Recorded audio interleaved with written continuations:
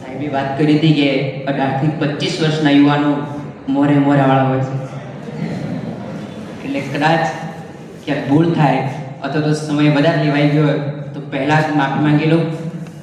અહીંયા ઉપસ્થિત આર્ટ્સ કોલેજના principal ma'am, Piyush sir, Vadher sir, Kathiyara સાહેબ અને આપ સર્વેના લોકલાડીલા આપણા દેશમુખ સાહેબ, અહીંયા ઉપસ્થિત આર્ટ્સ કોલેજના વિદ્યાર્થી ભાઈઓ બહેનોને હું મારા હૃદયના સ્પંદનોથી જોહાર વંદન કરું છું. આપ સર્વને એક પ્રશ્ન થાય કે જોહાર એટલે શું? જોહાર એટલે નાનામાં નાના જીવથી છેક મોટામાં મોટા જીવથી, દરેક નાનામાં નાના જીવથી મોટામાં મોટા જીવ સુધી દરેકનું હિતેચ્છું છીએ એટલે જોહાર. નાનામાં નાના પશુથી મોટામાં મોટા પશુ સુધી દરેકનું આપણે હિતકારી ઈચ્છીએ એટલે જોહાર. જોહાર એટલે શું કે દરેક ધર્મના વ્યક્તિ, દરેક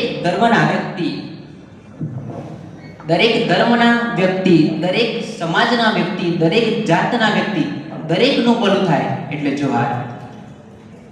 આજે ભગવાન બિરસા મુંડાજીનો 150મી જન્મ જયંતિના ભાગરૂપે આપણે ઉપસ્થિત થયા છીએ.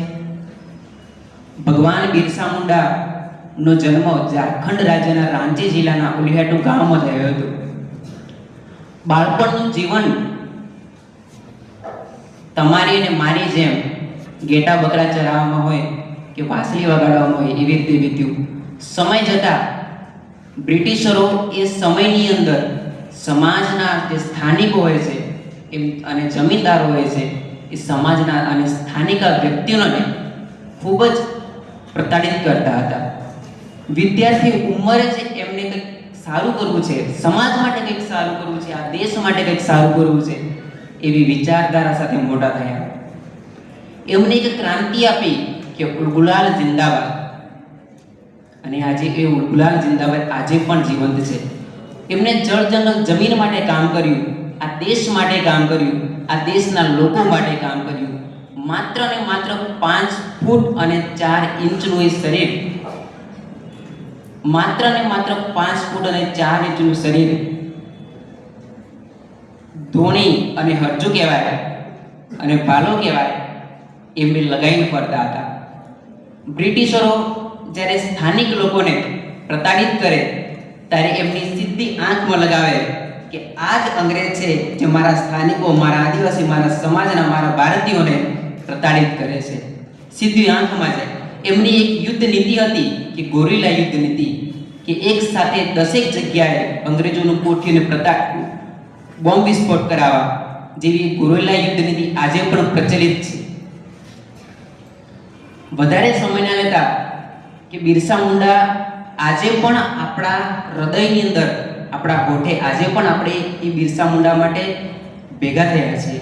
તો આજે પણ એ જીવંત છે કારણ કે એમને એ સમયની અંદર અંગ્રેજો સામે આપણા ભારતીયો માટે સારામાં સારું કામ કર્યું. એટલા માટે આજે આપણે આમને યાદ કરીએ છીએ અને આજે આપણે ઉપસ્થિત થયા છીએ. ત્યારે બિરસા મુંડાજીએ એક નારો આપ્યો કે ઉલગુલાલ જિંદાબાદ. ઉલગુલાલ જિંદાબાદ એટલે શું?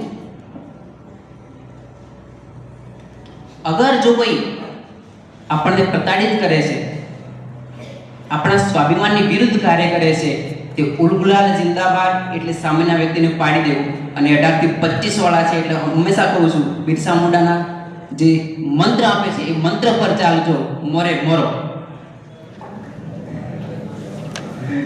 એટલે મોરો પર ચાલવાવાળા બિરસા મુંડા. અને વધારે સમય ના લેતા આજે પણ જળ જંગલ જમીન પર કોઈ હાથ લગાવે છે, આજે પણ ભારત દેશની અંદર કોઈ જળ જંગલ જમીન પર હાથ લગાવે છે તો મારો સમાજ છાતી ઠોકીને ઊભો રહે છે કે કોઈના બાપની ત્રેવડ નથી કે અમારા જળ જંગલ જમીન પર કોઈ હાથ લગાવે. આ અમારા બિરસા મુંડાએ કામ કર્યું.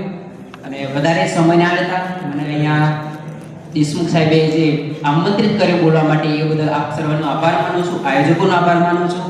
અને NSSના જે વિદ્યાર્થીઓ છે, હું પણ NSSનો એક વિદ્યાર્થી છું, અમે પણ NSSની અંદર કામ કરી ચૂક્યા છીએ. પણ હવે જે નવા વિદ્યાર્થીઓ છે એમને ચાન્સ મળે એટલા માટે અમે છોડ્યું છે. છોડ્યું નથી, મૂક્યું છે. સમય હવે પાછા આવી જઈશું. હવે આપ સર્વેનો હું આભારી છું. જોહાર, જય હિન્દ, જય ભારત, જય જોહાર, જય બિરસા મુંડા, જય આદિવાસી સમાજ.